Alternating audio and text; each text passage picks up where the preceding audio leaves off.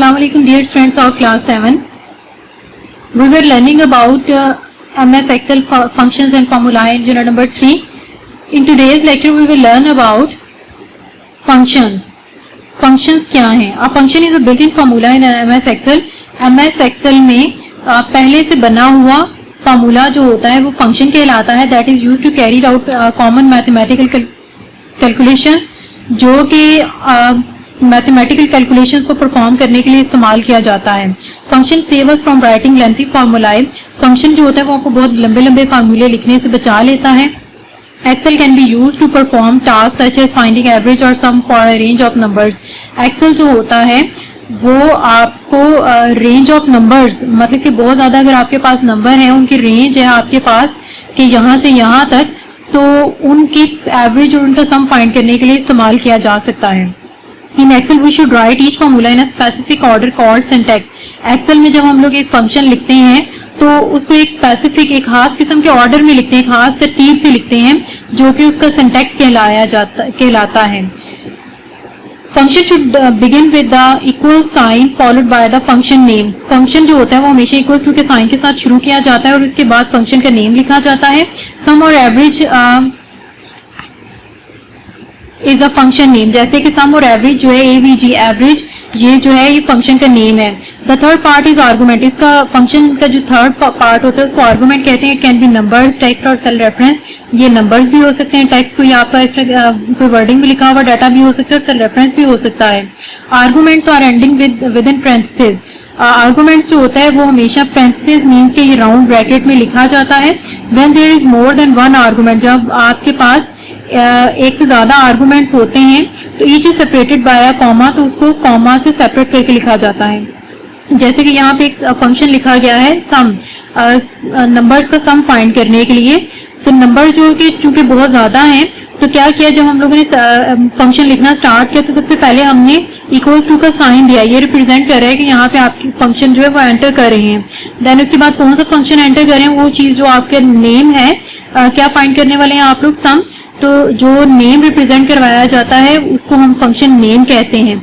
उसके बाद ब्रैकेट में आप रेंज लिख देते हैं कि किस सेल नंबर से लेके किस सेल नंबर तक आपने डाटा जो है उसको ऐड करवाना है. तो यहाँ पे दिया हुआ है आपके पास B3, कॉलन का साइन है, उसके बाद B10 है. तो कॉलन रिप्रेजेंट कर रहा है 2 को, मीन्स के B13 से लेके B10 तक के जो सेल्स हैं आपने उनका सम फाइंड करना है. तो ये जो ब्रैकेट में उसकी रेंज दी गई है ये इसका आर्गुमेंट कहलाएगा.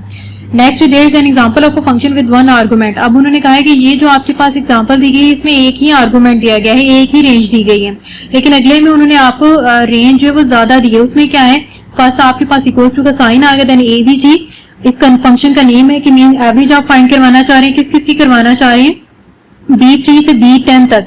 ये सेल की रेंज है, एक सेल की रेंज ये उन्होंने दे दी है कि इनका पहले एवरेज आपने फाइंड करवाना है, फिर उसके बाद कॉमा लगा के उन्होंने नेक्स्ट रेंज आपको दे दी है C3 टू C10, फिर आपने इनकी भी एवरेज फाइंड करनी है.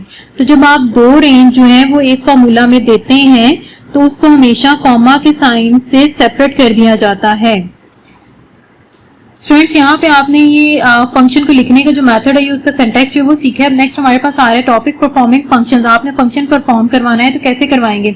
There are various predefined functions in MS Excel. MS Excel में बहुत से प्री डिफाइंड मतलब कि पहले से ही बने बनाए फंक्शंस आपको मिल जाते हैं, विच वी यूज, जिन्हें कि हम इस्तेमाल कर सकते हैं. यूज ऑफ देम और गिवन बिलो, इनका यूज क्या है उसके बारे में बता दिए. एक फंक्शन आपको मिलेगा सम क्या करता है, adds all cell in the argument. Argument में आप जितने भी सेल्स देंगे उन सबको ऐड करवा देगा. नेक्स्ट है average, calculate the average of the cells in the arguments. Argument में जितने भी सेल्स आएंगे उनके एवरेज को फाइंड करेगा, कैलकुलेट करेगा. नेक्स्ट है मैक्स. मैक्स क्या करता है, फाइंड द मैक्सिमम वैल्यू. आप जो सेल रेंज देंगे उसमें से जो मैक्सिमम वैल्यू होगी, जो सबसे बड़ी वैल्यू होगी, उसको फाइंड करेगा. Counts, find the number of cells that contain a numerical value within a range of argument. आपने आर्गुमेंट में जितनी भी सेल रेंज दी हुई है उसमें न्यूमेरिकल वैल्यूज वाले जितने भी सेल हैं उन सबको वो काउंट करेगा. Next step to use a function or. आपने फंक्शन को यूज करने के किस स्टेप्स में यूज करेंगे, यहाँ पे वो चीज लिखी हुई है. सबसे पहले क्या करेंगे, click on the cell where you want to apply a function. सबसे पहले आपने उस सेल को सिलेक्ट करना है जहाँ पे आपने फंक्शन परफॉर्म करवाना है. तो A1 जो है आपके पास सेल, इस पिक्चर में उन्होंने सबसे पहले इसको सिलेक्ट किया हुआ है. इसको सिलेक्ट करने के बाद वो क्या करेंगे, नंबर 2 पे होम टैब पे जाएंगे तो यहाँ पे आपके पास फार्मूला का ऑप्शन आ रहा है, फार्मूला की टैब आ रही है। आपने फार्मूला की टैब पे क्लिक करना है तो फर्स्ट आपके पास टैब आएगी इंसर्ट फंक्शन की, आपने इसको क्लिक करना है। इसको क्लिक करने के बाद आपके पास ये फंक्शंस की लिस्ट आ जाएगी। इसमें से आपने क्या करना है, जो फंक्शन आपको रिक्वायर है आपने उसको सिलेक्ट करना है। जैसे कि यहाँ पे उन्होंने सम को सिलेक्ट किया है, सम को सिलेक्ट करने के बाद क्या करना है, ओके पे क्लिक कर देना है। जब आप ओके पे क्लिक करेंगे तो आपके पास ये फंक्शन आर्गुमेंट्स का जो ये डायलॉग बॉक्स है ये ओपन होगा। इसमें आपने क्या करना है कि नंबर 1 और नंबर 2 लिखा हुआ है, सेल रेंज जहां से स्टार्ट हो रही है आपने उस सेल नंबर आपने यहाँ पे एंटर करना है, और जहाँ पे आपकी सेल रेंज फिनिश हो रही है सेल रेंज का जो लास्ट सेल एड्रेस है या सेल रेफरेंस है आपने वो यहाँ पे एंटर कर देना है। और यहाँ पे एंटर करने के बाद आपने क्या करना है, ओके। जब आप ओके करेंगे तो आपका जो फॉर्मूला है वो यहाँ पे आ जाएगा।